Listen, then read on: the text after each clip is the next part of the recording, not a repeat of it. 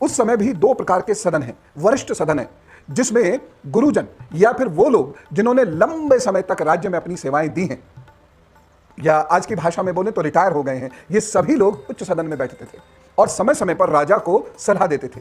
कोई भी राजा पूर्ण नहीं होता, कोई भी राज्य पूर्ण नहीं होता, कोई भी व्यक्ति यदि देह में आ जाए तो पूर्ण नहीं हो सकता। आपके भाव की मैं रिस्पेक्ट करता हूं, लेकिन जो मैं बता रहा हूं यह सच्चाई है। उसमें कमियां रह जाती हैं, हम उसे ढपने की कोशिश कितनी भी करें, लेकिन कमियां रहेंगी। कोई भी युग 100% अच्छा नहीं हुआ। हर युग में अच्छे और बुरे लोग हुए हैं, हर युग में रोग और दोष रहे हैं, हर युग में युद्ध हुए हैं। इसलिए मेरी बात को बहुत व्यवहारिकता से समझिए। प्रभु श्री राम के बारे में आपके मन में भाव और प्रचंड हो जाएंगे और प्रखर हो जाएंगे। अगला प्रश्न, जो प्रश्न तो बहुत है, लगभग 70 के करीब है, लेकिन मैं आपको प्रमुख सुना रहा हूं जो आपकी जिंदगी बदल देंगे अगर आपने ध्यान से सुन लिया तो।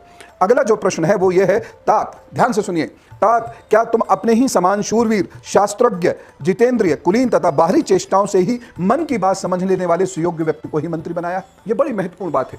देखिए, जो आपका सलाहकार हो वो एक ऐसा व्यक्ति होना चाहिए जो शास्त्र को समझता हो, जो बुद्धिमान हो, जो लालच विहीन हो और आपकी आंखों से ही समझ जाए कि आप क्या चाहते हैं। और ऐसे व्यक्ति यदि मंत्री बनते हैं या सलाहकार बनते हैं तो वो राज्य को और राजा की गति को सदैव उधर्वगति की ओर ले जाते हैं। और यदि ऐसे व्यक्ति मंत्री नहीं होते हैं तो राज्य और राजा दोनों को अधोगति की तरफ यानी पतन की ओर ले जाते हैं। और सुनिए, बहुत गहरी बातें हैं, बहुत ध्यान से सुननी पड़ेंगी।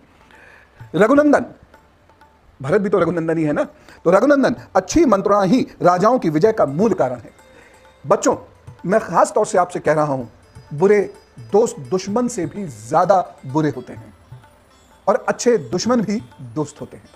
इसलिए जिंदगी में ये बार बार परखो, इसमें कोई परेशानी की बात नहीं। और तुम भी परखे जाओगे, तब भी आप बुरा मत मानना, लेकिन अपने निकट केवल उच्च कोटि का विद्वान और नेक व्यक्ति ही रखना, अन्यथा खराब व्यक्ति तुम्हें डुबो देगा और जब तुम डूब जाओगे या जिस वक्त तुम डूब रहे होगे वह तुम्हें बचाने नहीं आएगा। आजकल बच्चों को यह बड़ा लगता है, मेरे दोस्त, वो दोस्त उसको गलत चीज सिखा रहे हैं। और इतना सबको पता होता है क्या सही है क्या गलत है।